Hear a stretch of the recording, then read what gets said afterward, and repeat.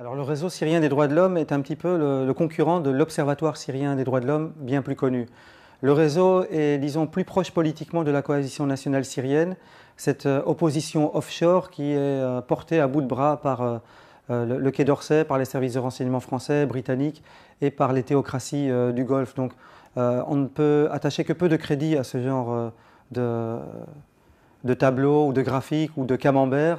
Je rappelle quand même que l'OSDH a publié son bilan d'août 2015 et que dans ce bilan, il est question de 250 000 morts.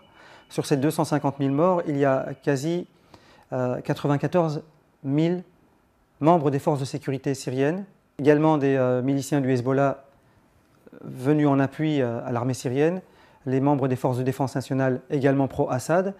Il faut rappeler quand même que l'armée syrienne est composée de civils en armes, prendre les armes pour protéger leur quartier, leur université, leur lieu de travail, leur famille.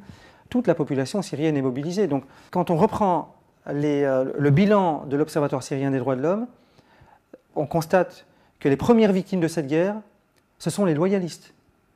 Et que les djihadistes ne viennent qu'en deuxième position. Les civils en troisième position, avec à peu près 72 000 morts.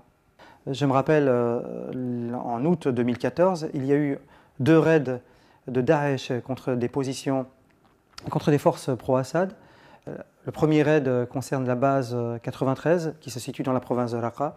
Des centaines de soldats syriens ont été capturés vivants et ont été exécutés les uns après les autres.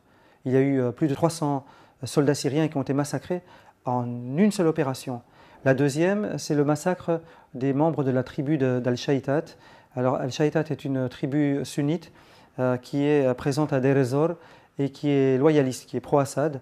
Eh bien, cette tribu a payé cher son soutien au gouvernement d'Assad, puisque plus de 700 de ses membres ont été lâchement massacrés alors qu'ils étaient vivants.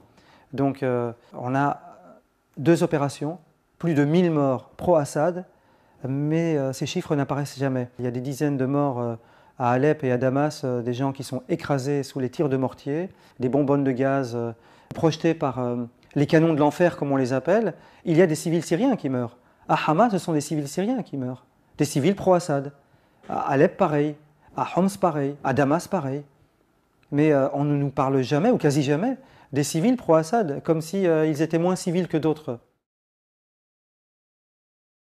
Alors, ce que je soupçonne derrière cet article, c'est que c'est une volonté d'inciter la France à changer de cap et à attaquer l'armée syrienne. Et ce n'est pas en faisant plus de guerre qu'on va résoudre les choses. On l'a vu en Irak, on l'a vu en Libye. Ce n'est pas l'option militaire qui résout les problèmes des peuples. Je soupçonne un agenda purement belliqueux derrière cet article qui tombe juste au moment où la France comptait lancer, soi-disant, les hostilités contre Daesh sur le territoire syrien, ce que François Hollande rechignait à faire jusqu'à aujourd'hui. Alors faisons pareil avec Israël. Reprenons le même système de graphique, hein, le camembert, et comparons les crimes commis par la résistance palestinienne et les crimes commis par l'armée israélienne. On aurait un rapport de 99% de crimes commis par l'armée israélienne contre 1% de crimes ou exactions commises par la résistance palestinienne. Or, Netanyahou, il est l'ami de l'Occident, depuis toujours. Il est l'allié éternel de l'Occident. Mais ce que disent les gens comme moi, qui observent le conflit syrien, ce n'est pas de devenir ami avec Assad. On demande juste à ce qu'on résolve le conflit. Et cela implique s'asseoir sur la table des négociations et d'intégrer le gouvernement syrien qui représente des millions de Syriens. Si on est véritablement humaniste, il faudrait mettre tous les morts sur la même balance, tous les civils sur la même balance et dire stop. Et dire maintenant, on arrête cette guerre absurde et on investit dans la paix.